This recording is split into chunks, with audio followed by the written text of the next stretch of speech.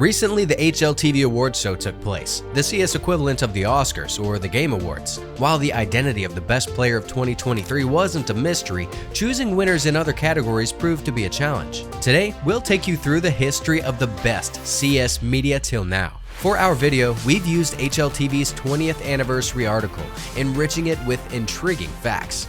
Let's dive in. HLTV was brought to life on April 11, 2002 by Nomad and Martin, two students that were looking to solve a problem, finding a straightforward way for the growing Counter-Strike fanbase to watch matches between the best teams. The acronym in the name is quite straightforward: Half-Life TV. Even now, after 20 years of the site's existence, the founders haven't abandoned the project. Nomad serves as the CTO of HLTV, while Martin is involved in the development of HLTV's subsidiary projects, including regional sites like Dust 2. The primary goal was achieved within a year, but HLTV continued expanding. Features that have become synonymous with HLTV.org in recent years, such as a demo library, player profiles, photo galleries, and statistics were added over time, as the website transitioned from two people's hobby into a global company covering Counter-Strike around the clock.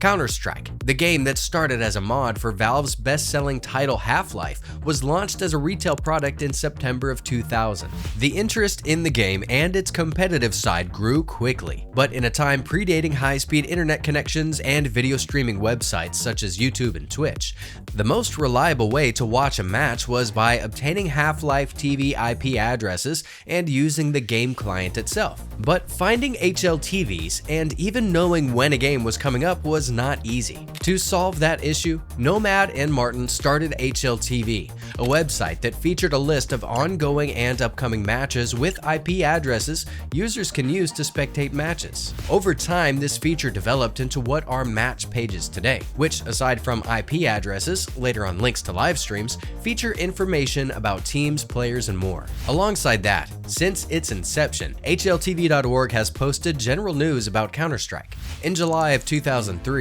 over a year after the website was launched, a demo library was added to HLTV to allow fans to rewatch games after they ended. Demos from an ESWC tournament that was won by Veslin's Team 9 were the first ones that were added to the section, and to this day, over 70,000 demos have been uploaded.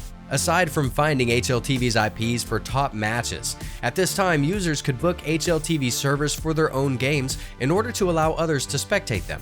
The website had undergone its second visual update by 2006, when the first public photo galleries date back to. It is apparent, though, that both the events and the pictures from 2006 bear little resemblance to those captured at the biggest CSGO events of today.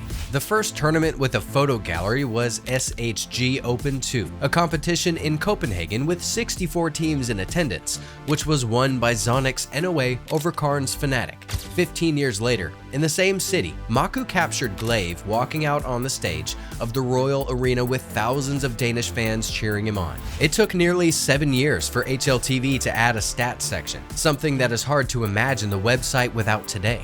The Extreme Masters 3 Continental Finals, another tournament won by Zonic, now in MTW, was the first one to feature stats integration, displaying data for players, teams, and matches. The same year, HLTV.org launched a YouTube channel. Early videos featured reactions from LAN events and interviews, with in-game highlights and frag movies becoming more popular over time. Today, HLTV.org's YouTube channel has over 330,000 subscribers and recorded 7 million views in the last year. As Counter-Strike 1.6 was reaching its final years, HLTV unveiled features that became staple for years to come. Rating 1.0 was introduced in April as a metric that would do a better job at assessing player performance than the KD ratio, which was the go-to statistic at the time.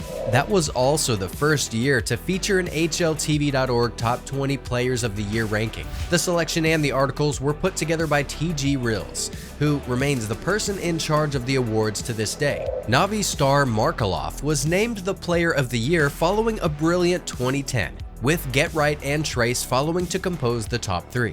3 more Navi players secured positions in the ranking. Starix took the 4th place, Edward the 5th, and Zeus the 19th. The list was announced every year since, except in 2012 when the transition from CS 1.6 to CSGO happened, with the reveal of the best player of the year in January becoming a highlight moment in the community.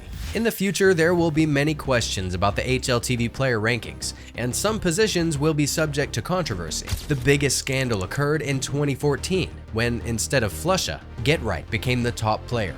By all metrics, Flusha outperformed his opponent. He had a higher rating in major tournaments and LANs. Even in 2014, Flusha received more MVPs than GetRight. However, for HLTV, it seemed more crucial that NIP played in 3 major finals, winning 1 of them. Dream Team was made available to users in 2010.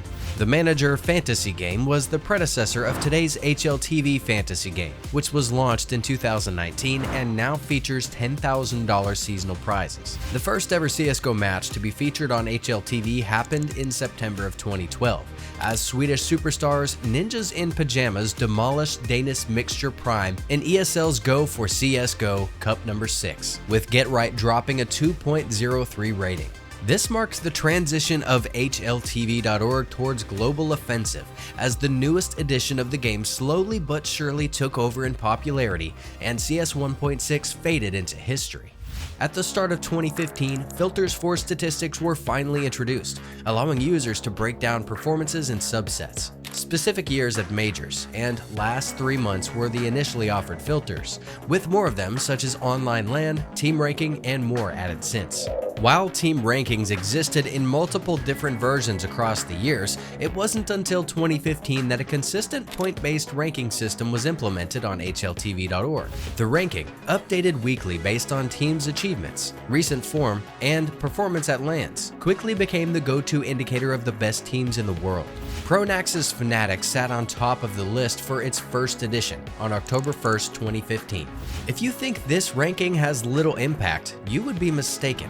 Very often, teams receive invitations to tournaments not only from Valve, ESL, or Blast, but also based on this ranking. Additionally, some teams have salary bonuses tied to their ranking position or spending a certain amount of time in the top 5 or top 10. For example, after Zeus and Gambit won a major, they rose from 14th to 4th place in the HLTV ranking.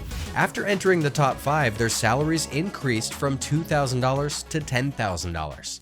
Similarly to the team ranking, HLTV named most valuable players across the years, but it wasn't until 2016 that a consistent approach was determined, with the standout players selected for all top events. That is also when HLTV.org started producing physical medals to give out to the MVPs, and retroactively awarded MVPs for events since the start of CSGO.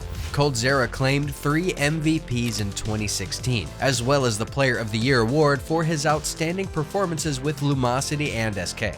Over 200 MVPs were awarded by HLTV in CSGO, with Device, Zywoo, and Simple being the most decorated players. In the community, the HLTV MVP is considered more important than others. For instance, at IEM Sydney 2023, ESL awarded Ropes as the MVP, but everyone was anticipating the HLTV accolade. The delay was so long that people began to speculate about HLTV changing their MVP criteria in CS2. However, later that day, they announced that, in their view, Rain was the MVP.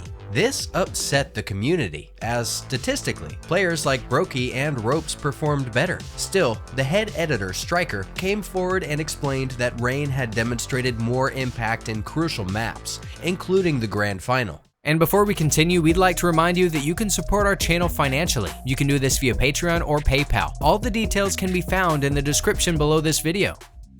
After 10 years, HLTV had its first visual overhaul. As was expected, many did not like the change at first. Despite the layout remaining quite similar and useful additions such as a mobile-friendly interface, night mode, and a new context navigation menu that allowed for advanced filtering options. The initial reactions subsided soon, and the 2017 redesign remains the basis of the website's look to this day.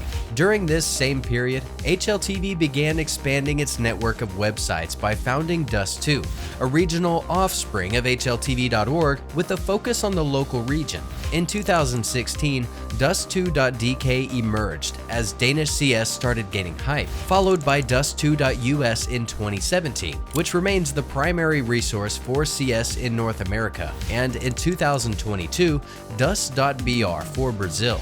The latest addition to the regional sites is Dust2.in, where HLTV aims to revive interest in CS in India, which dwindled after the Optic India Forsaken player scandal in 2018. Not even a month after the design update, Rating 2.0 was presented to the public.